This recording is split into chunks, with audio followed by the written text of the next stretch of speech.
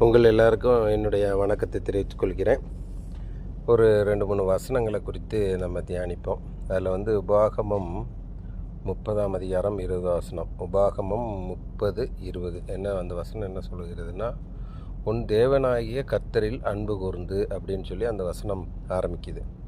அப்போது நம்ம கடவுளிடத்தில் ஃபஸ்ட்டு நம்ம என்ன பண்ணணும்? அன்பு கூறணும். அடுத்து அவர் சொல்லுது, அவர் சத்தத்துக்கு செவி கொடுத்து அப்படின்னு சொல்லுது.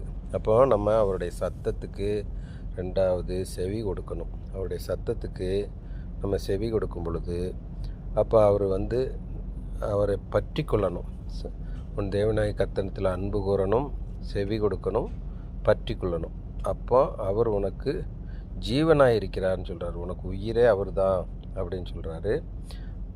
அது இல்லாமல் அந்த வசனத்தில் கடைசியில் என்ன சொல்கிறது, தீர்க்க ஆயுசுமானவர். நமக்கு ஆயுஷ் காலங்களில் குறித்து பயம் இருந்துச்சுன்னு சொன்னால் நம்ம தேவனிடத்தில் அன்பு கூறணும், அவருக்கு செவி கொடுக்கணும், அவரை பற்றி கொள்ளணும். உபாகமம் 30:20 சொன்ன மாதிரி உன் தேவனாய கர்த்தரிடத்தில் அன்பு கூர்ந்து அவரை செவி கொடுத்து அவரை பற்றி கொண்டோமானால் அவர் உனக்கு ஜீவனாக இருக்கிறார். ஆயுளாகவும் இருக்கார்.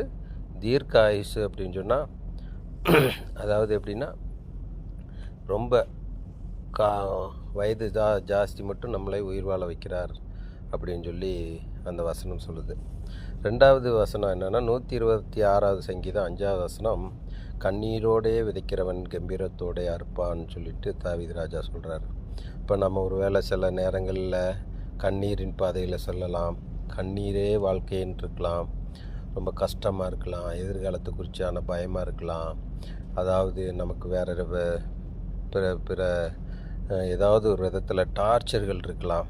அப்போது நம்ம கண்ணீரின் வாழ்க்கையில் வாழும் பொழுது இப்போ இயேசுநாதர் என்ன சொல்கிறாரு, தாவீது ராஜா, கண்ணீரோடு விதைக்கிறவன் கம்பீரத்தோடு அறுப்பான். கண்ணீரோடு நம்ம விதைக்கணும்.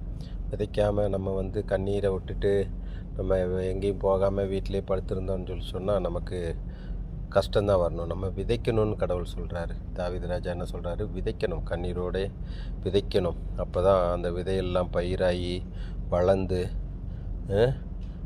கனி தந்து காய் தந்து அது கம்பீரத்தோடு நம்ம அறுக்கும் பொழுது அந்த அறுத்த அந்த லாபத்தை நம்ம விற்கும் பொழுது உள்ள சந்தோஷமே தனி அப்படிங்கிறார். அப்போ கண்ணீரோடு விதைக்கிறவன் நம்ம கம்பீரத்தோடு அறுப்பான் அப்படின்னு சொல்லி ஒரு வசனம் சொல்லுது. நிறைவாக ஒரு வசனத்தை வாசிப்போம்.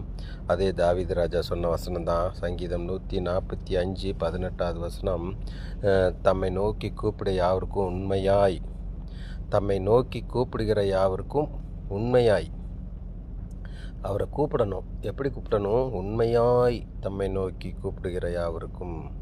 அப்போது அவர் சொல்கிறார், உண்மையாக நம்ம கூப்பிடணும். சும்மா ஒரு போலித்தனமாக அம்மா எந்திரிச்சு ஜெபம் பண்ண சொல்கிறாங்க, அக்கா எந்திரிச்சு ஜெபம் பண்ண சொல்கிறாங்க, பாட்டி எந்திரிச்சு ஜெபம் பண்ண சொல்கிறாங்கன்னு இல்லாமல் உண்மையாக அவரை நோக்கி கூப்பிடுகிற யாவருக்கும் கர்த்தர் சமீபமாக இருக்க பக்கத்திலே வந்துடுறார். அவரை கூப்பிடும் பொழுது எங்கேயோ தூரத்தில் இருந்தாலும் அவர் என்ன பண்ணுறாரு, நம்ம அருகே வந்துடுறாரு. நம்மளுடைய கேட்குறதெல்லாம் தருகிறார்.